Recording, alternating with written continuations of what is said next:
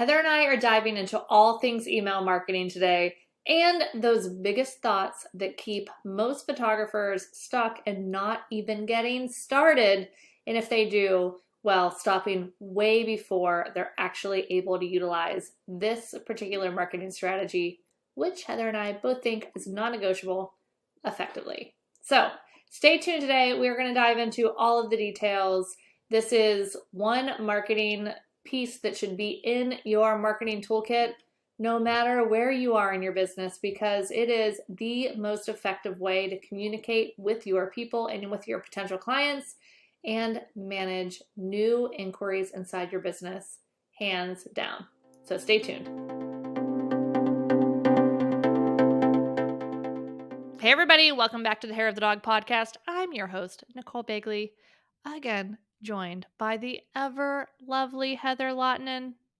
Hello, Heather. Thank you for having me, Nicole. It is always a pleasure to be here with you talking about business and mindset and money and all of the fun things. Oh my gosh. It's like my favorite ever. Yes. I actually, when I started this podcast, you guys, we're over 200 episodes. What?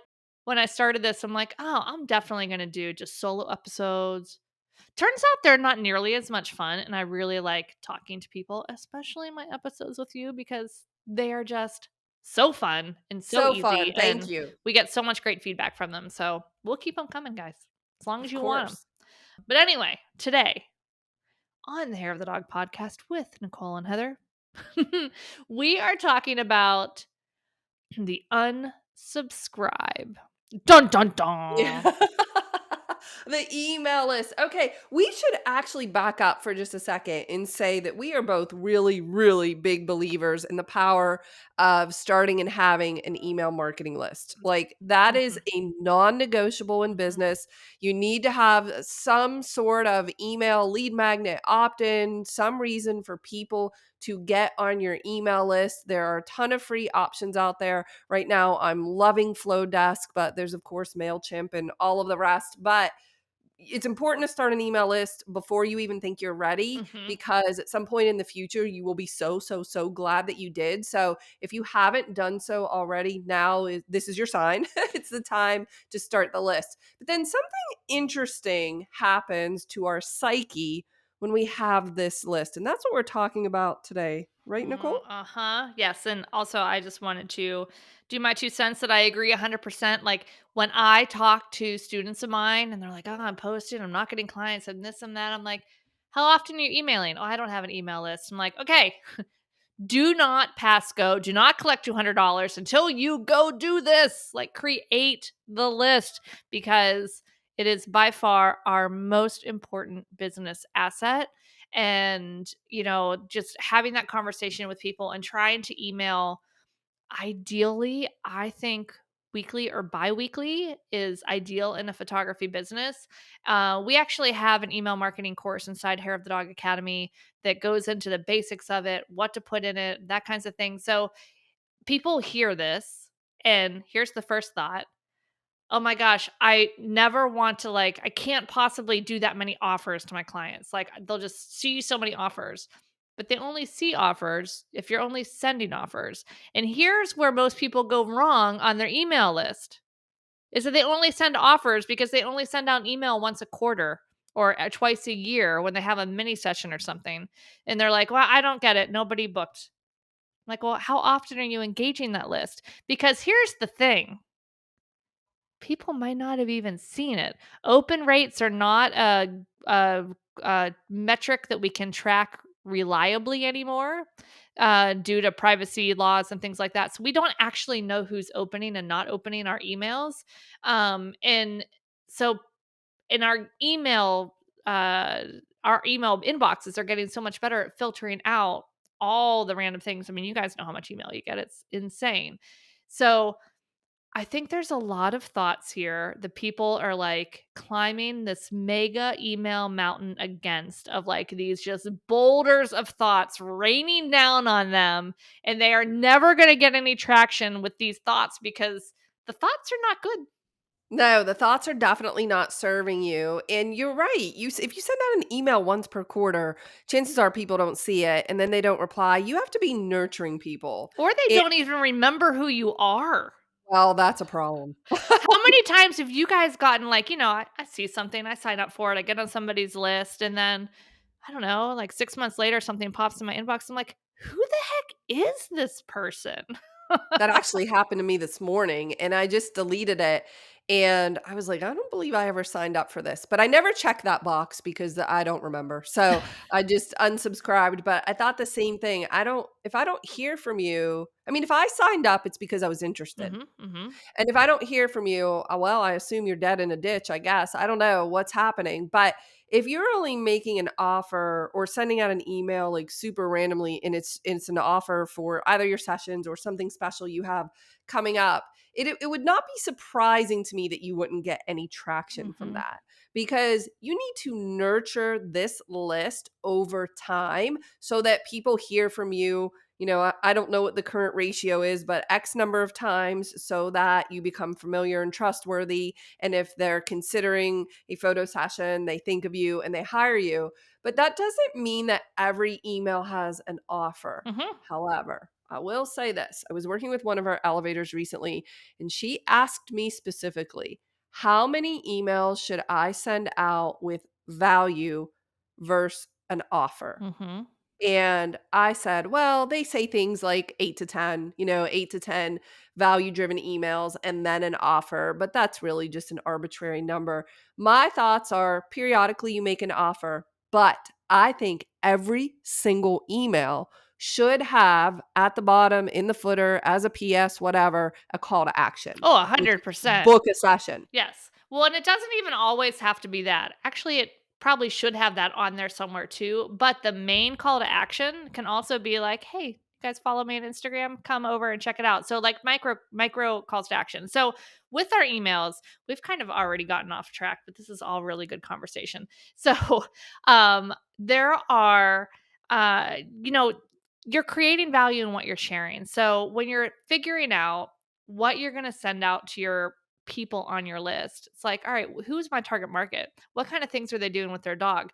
What are they interested in? Are they interested in outdoor hiking? Are they interested in restaurants? Are they interested in like high end shopping? Like, who's your target client? How can we start to bring value to them?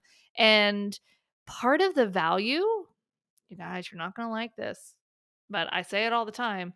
Part of the value is stories from you. Part of Mm. the value is letting them get to know you.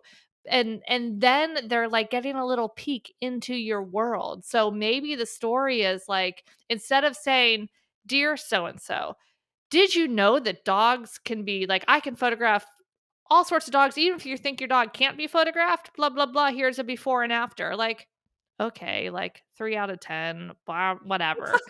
But what if you took that same thing of like, "Hey, what's my goal here? I wanna let clients know that even though their dog might be nuts, that we can still get great photos."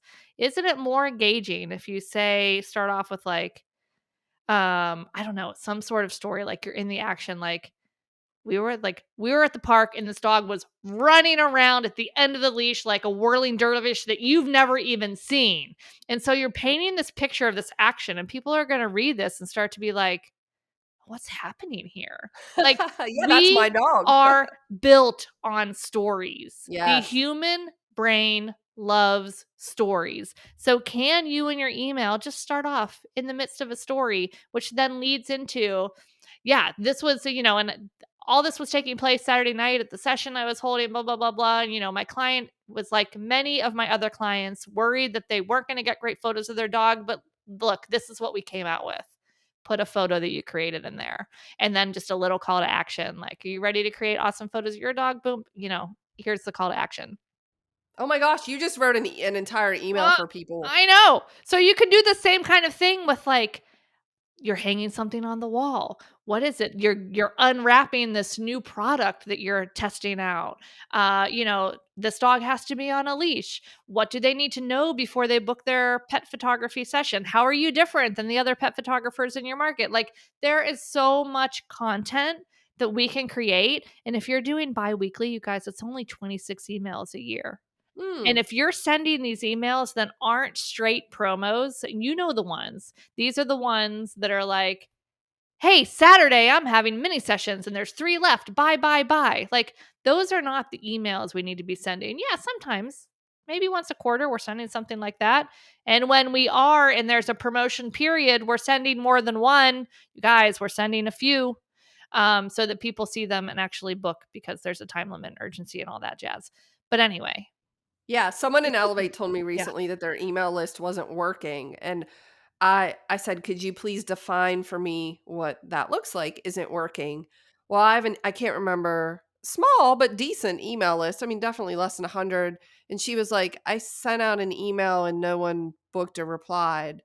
And I said, "Well, how have you been nurturing? How many emails did" "No, I mean, I just sent out one email once." Mhm. And I said, "And that means your email list isn't working? Question?" You sent out one email once? Mhm. Okay. You need to be willing to put in your reps with this. And to Nicole's point, what I like about this is like invite them into your journey as a Mhm. photographer by saying, like, the subject line could be, "You guys won't believe what happened at this session," or "You won't believe this Mhm. dog." And you describe the craziness and everything you had to wrangle in, but you still got these photos and it's so fun. And yeah, all of that. Or like you said, getting a new product or trying something, like invite them into the journey, add value, and just let people get to know you. Like, what if it was as simple as that? Yeah, what if it was? I actually want to back up a little bit.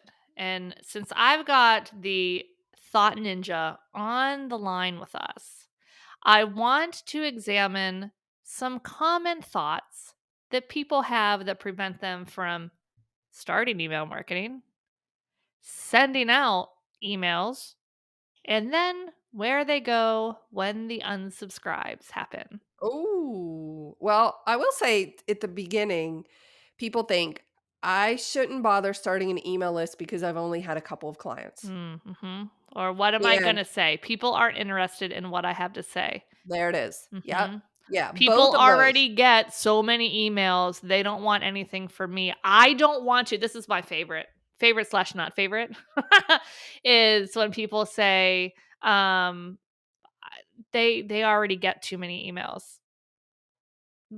But they wanted your email. Right. I'm They like, you know what they I said? raised their hand for yours. So unless you're, like, just pulling a whole bunch of emails and spamming people, which I don't think any of us are, like, they raised their hand and said, "I have enough crap. I want pictures of dogs."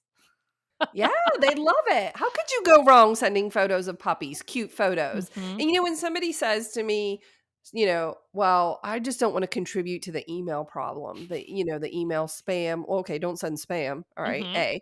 And then when they say, "I don't want to contribute," someone has too many emails. I'm like, "So what? No, seriously, so what? What does that matter? You mhm. I don't understand what the point is to that statement." And are there not still emails like you guys?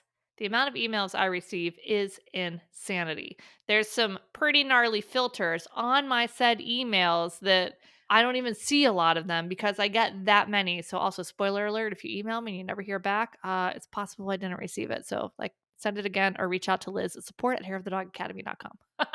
Anyway, but there are still some email newsletters, I will add, that I have trained to go directly in my inbox because I wanna scan it. Oh, some of them are daily. You Oh, guys. wow. Really? Do you have any examples in particular? Well, one of those is the points guy because you all know Mm, I love a little travel hacking, and I love nothing more than flying my whole family business class for $20. So, yeah. yeah. Yeah, those I go through every day. There's a couple other, email newsletters that I wanna scan whenever they hit my inbox because they bring me value. They help me do something, even if I'm not reading one every day. Sometimes I wanna scan it, and then sometimes if I've been, like, on vacation and I'm, like, backed up in my inbox, I just delete them. I maybe don't read those ones. But our email could be that for somebody because, again, you guys, we aren't accountants. Sorry to all the accountants out there. Like, we are sending dog photo stuff. I mean, it's cute stuff. Like, it's something that you wanna look at. There is one email that I read every single week, and it's from the author James Clear. He wrote Atomic Mhm. Habits. He has the best email on planet Earth. It comes out on Thursdays. I look forward to it. I save it. I love those emails. So, how do you know, like Nicole said, that your email isn't one of those for someone? Like, I actually, oh, this is so covert. Maybe I shouldn't share this. I subscribe to a ton of pet photographer emails. Oh. Like, most of our people in Elevate and my one-on-one clients, I'm on their list. And the first time I get on their list, it's always like usually I'm testing it on their website. I'm Mhm. testing their contact form, I'm looking on their website. But then I stay on their list and I reply to a lot of these emails, and I'll say something like cute photos or great email or um, or sometimes slightly more helpful comments. Like to our friend Ann Wagaman recently, I said, "Hey, shorter." It was way too long. I said, "You need to shorten this email," and she's like, "Oh gosh, you're probably right." So she did condense it a little bit, but I stay on these email newsletters because I want to keep up with what they're doing and how often they're offering and adding value. And then I can help maybe steer them in a direction Mhm. that's more efficient or productive or whatever. But I like to see what people are up to. And the reason I bring this up is because I'm on a ton of those lists, yet I receive Very only a few handful. emails? Mhm. Very few, Mhm. very few. Like, I could probably list on one hand the number of photographers, and I don't know how many I'm on, a lot, but there's probably less than 5 that email on a regular basis. Mhm. Isn't Mhm. that interesting? It is. It is. And you guys, there are so many different ways to come up with content. I think that's probably one of the biggest roadblocks. Especially now with Chat GPT. Now, I'm not telling Chat to write these emails for you. I am saying, why don't you go to brainstorm? Hey, Chat, I'm a pet photographer. This is the type of client I want to attract. Can you give me some ideas for different types of things I include in my email newsletter? And like start digging into for brainstorming. It's fantastic for brainstorming.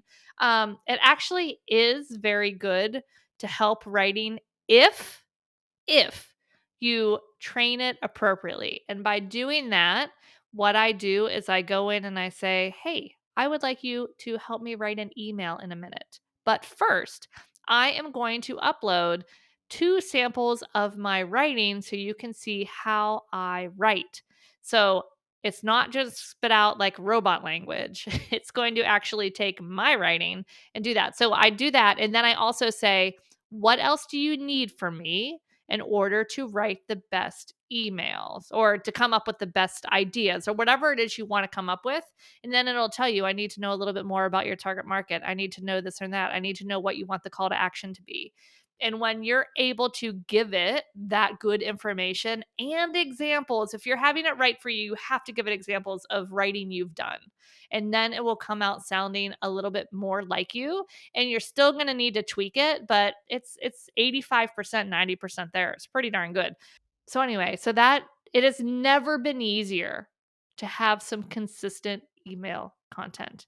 Seriously, no excuses. And at the very least, you could go to Chat GPT and say, "Give me 26 ideas for email newsletter topics." And, Mhm. I'm a pet photographer, et cetera, everything you said. And there's your topics for Yeah. a year's worth of email to Uh-huh. twice a month. Yep. Like, Yeah. Or just go what did I crazy say? and say 26, 52. It could 24. be weekly. Yeah. Yeah, 26 Yeah. is 26 is every other week. Oh, okay. I was thinking, yeah, every other week versus Yeah, twice a yeah, month. yeah. Yeah, yeah, Yeah. slightly different. But yeah, you get the idea. Like you could even say 12 if you just Yeah. wanted to send one a month or whatever that looks like for you. It can give you those ideas and then you can, and some of them are going to be great and some of them are going to be, yeah, and you just work it out. Okay. So if we can get past those two Mhm. objections, the first is like only have one person or two people, just do it anyway. Mhm. Just trust us. The second is content. Okay. We figured that out. Let's talk about this phenomenon. When people unsubscribe. Dun dun dun. Oh my gosh. What if you could take me back to maybe when you started your email list, did you have any thoughts around this? Yeah, I had thoughts. What were they? We all have thoughts. I mean, I'm not gonna lie. you'd go in and you'd be like, "I sent that email. Let me go check my stats."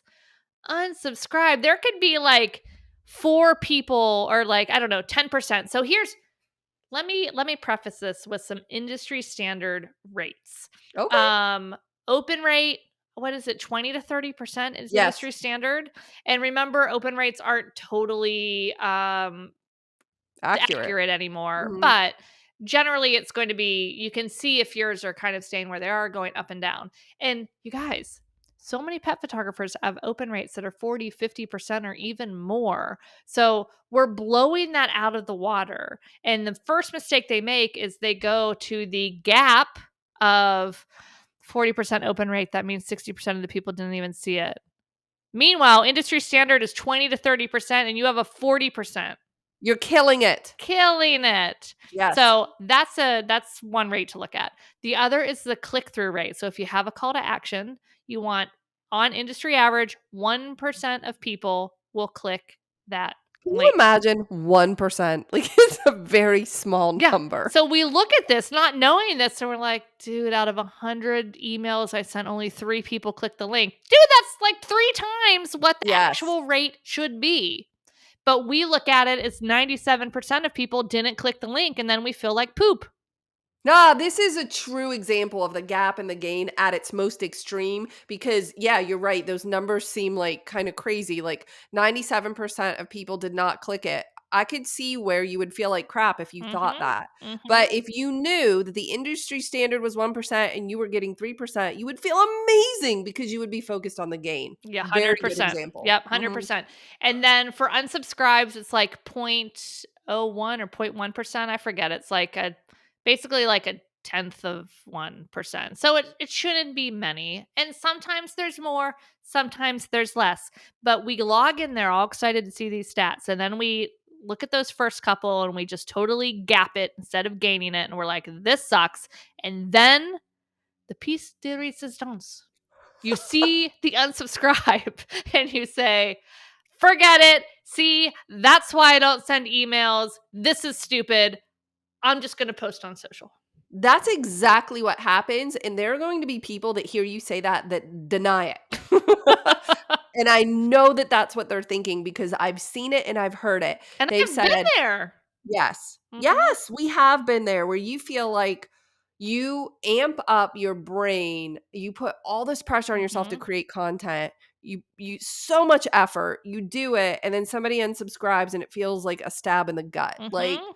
all that work, I did that for nothing. Now this person unsubscribed, and you start to spin these tales, these Oh. stories that belong in a children's book. I mean, No, not or a children's book. not There'd a be too children's much book. Yeah. swearing. Too much Yeah, swearing. yeah. So be yeah, a horror film. Like, I mean, the way the thought spiral is like, nobody wants to hire me. I'm no good at this. See, nothing works. And we immediately catastrophize. Mhm. And I think that the reason people do that is because they somehow feel not threatened, but like it's like a knock against them personally that this person unsubscribed. But what if their dog passed away? Yeah. What if they had 2 emails on their list and they were just cleaning it up for you? Oh, so easy. Like, I mean, yeah, you have to do I that. can't tell how many of you guys, I can't tell you. Like, actually, I have probably 10 emails on my own email list because when we send something out, I have it like Yes. times 7. I'm like, okay, this is ridiculous. And we know that many of you have multiple emails on this list. So sometimes the unsubscribes are just someone saying, like, okay, why am I getting 3 copies of the same email? Let me go Yes. unsubscribe 2 of my emails. There are just so many reasons. Maybe, yeah, maybe their dog passed away and it's just too painful to look at this right now. Maybe they've decided that pet photography is not for them. Guess what? They're never going to buy then. Do you want to still have them on your list and pay for them to be on your list when they decided, like, I'm not really interested in this? Okay, release Correct. them. Let them go.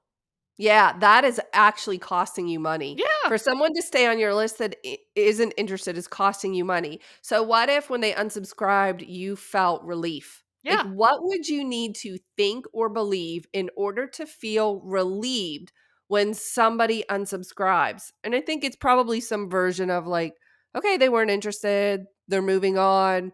Now I don't have to pay for that, or it's not contributing to the payment. And I can almost guarantee you with a fair amount of certainty that has nothing to do with the worth of your soul. Yeah, Like yeah, nothing. or your ability as a photographer, Not 100%. 0. Yeah. Yeah, My thought when that happens is, you know, if the time is right in the future, they'll be back. that's right. And it's happened. Actually, it's Yeah. happened to both of us. Mhm. People have unsubscribed from our lists, actually pretty recently, Uh-huh. and then come back and Mhm. said, "Oops, I just wasn't in the right place to Mhm. hear that from you then, but I am now." And I'm like, "Okay, Yeah. let's go. It's Mhm. fine." But if you the issue with this, what's the problem with this? If you tell yourself a disempowering story like I'm no good at this. This isn't working, whatever. You will be less likely to take action to create more emails, to reach out to people because you will be feeling, Mhm. well, disempowered or like nothing It's is working. So you pointless. won't take action and then nothing will work. That's why it's dangerous. But if you think everything is working and people want, what if, oh my gosh, here's an idea, novel. What if you thought, these people actually want to hear from me? Which they do because they signed up. What? And also the other thing that I look at too, because the other thing that I hear a lot is, my list is only like 25 people." Okay, fine. What if you had 25 people in a room? I love that. Like, these are actual individual humans. They aren't Humans. robots yet. They are humans. So can we look at that in that way, and can we create too from a place of what does my target client want to hear? What will help them come a little bit closer to a pet photography session? What do they need to know before they book a session? What's the next steps they need to take? What do they need to know to choose me over somebody else, or make a decision and find out somebody else is the right pet photographer for them? Whatever. Like, how do I help them get closer to the decision to finally book their photos for their dog? And when you can start to change the focus from what do I need to make? Like, it's all Mm, about me, of like, what am I going to put together and what are they going to think about me? What do I need to put out there that they're going to like? What do I need to put out there that they're going to think I'm smart or capable or whatever? And instead start to look at it as, what do they need to hear in order to like do what you want to do? Which I know for most of you guys, for me, nothing makes me more sad than when somebody reaches out to me and says, like, I need a session, but I need it in the next couple weeks because, my dog doesn't have much time left. And like, it just hurts my soul because I wish they could have had beautiful pictures when their dog was healthy and like the way they want to remember their dog. But now they've pushed it so far, and those, we know, I mean, they're still beautiful pictures and they're still going to be so thankful to have them, but that's not necessarily the dog they wanna remember. They wanna remember their dog when their dog was still the dog they had for all those years before, the sickness started to take over. So, can you connect with that client, and say, what does that client need to hear in order to start to move forward, to release objections, to understand more about this process? And then it's not about you, and then it connects with people more. that is such an important point. When it's about you, you're going to get all tied up in your head and your anxiety and worry, and Mhm. you're going to hesitate and ruminate and do all of the things you shouldn't do. But when you make it about them and in service to them and their pet, everything changes in how you present yourself because you want to reach out to them and explain to them and get them to see and understand why this is so important. It's all about outward focus of service. If you focus on servicing your client and you leave your ego at the door and stop worrying about yourself, it's not about you, you will be shocked at how things open up for you.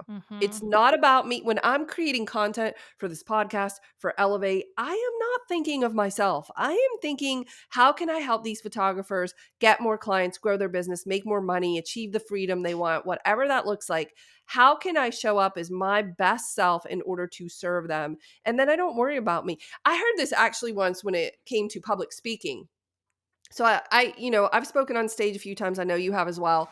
And you are the most nervous when you are worried about you. Oh, 100%. Mhm. How you look, how you sound, am I gonna embarrass myself? But the minute you switch to service, like, I'm Mhm. here to help people and they actually really need to hear this. Mhm. It wa Listen, you might still be nervous, but it certainly turns down the dial Mhm. because you're focused on them. That is the key with everything in success in business is focus on your clients. When you make it about you, you're just gonna come undone. Yeah. Done. Done. That's so good. Okay, back to these unsubscribes though. So somebody unsubscribes and your new thought is, "This is working. This is all good. This is Mhm. working. This is how it needs to happen, and the right people are in the right seats on the right bus at the right time, Mhm. and they need to hear this." Also, back to your 25 person analogy, I love that because if you had 25 or 50 or 100 people in a room, you'd probably poop your pants. So, you do have a lot of people that you can speak to, and you know what I always thought? This is what I always thought. 25 people that know me, they all know what, 5, 10, 15 like, close friends. Mhm. So, let's say 10 for ease of math. I have 25 people and they all had 10 really good friends and most of them had dogs. I basically know 250 people, Mhm. basically. Mhm. And somebody's cousin is always getting a puppy. Always. Like somebody knows somebody. So it's not even completely it is about in service to the person on your list. But what if they love you so much and then their cousin gets a puppy and they forward your email? And Mhm. they're like, "Hey, Melissa, you need to check out Nicole. I got on her email list and she does this beautiful work and you just got that puppy and you should," like, that stuff does happen, referrals Mhm. from referrals that weren't even on your list, and that's the power of this, like, ripple effect of that email list. It's bigger than you think is what I'm saying. Mhm. Mhm. Yeah, and then here's the other thing too with that email, is that I know so many of you guys think social media is the only marketing channel, and listen, I've said for a long time, like, social media is the icing on your marketing cake. It's great to have, but you need the cake. Like, you need to be doing these other things too, but by creating the content for your email marketing, you now have a ton of content for social media. You can take that same stuff you're talking about, repurpose it, recycle it, um, and use it again and again. And if you're taking that, also the certain things you're writing can become a blog post. Like, if you're talking about the story of the wild dog, and how here's what we created from the session, that becomes a blog post. Then you can send people from social media to that blog post. At the bottom is like, "Hey, get more of this in your inbox," and they join your email list. You can also take that when somebody comes new on your email list, that, "Oh, this was a really good article that I wrote. Let's automatically send that to them, on their day 5 of being on my list, so they can learn these couple things, like, what are the most important objections they need to overcome? Great. Okay, welcome to my list. Here's what you can expect. And here's a couple things over the next few days. Boop, boop, boop. Here's an offer." Like, Oh my gosh, automated. what a brilliant point you make is that you're not just creating this content one and done, but you can mine it and repurpose it. Mhm. And as you were saying that, I'm thinking, okay, back to Chat GPT. If we asked for, let's say, 24, 12, whatever, and it gave us those ideas, oh my gosh, in my mind, every single one of those ideas is an email, Mhm. a blog post, and a social media post with, Many social media posts. yes. Yes. Like, Mhm. that could all be you like, "Oh my gosh, what a great idea." And so you're like, you have intention with your efforts and focus, and you're reusing it. That's just good marketing. That's good thinking from an efficiency standpoint, productivity, and Mhm. how can I automate this? And then you might find that you get really excited about this. Like you might Mhm. start to think, "Oh my gosh, this is actually really exciting that I can do this."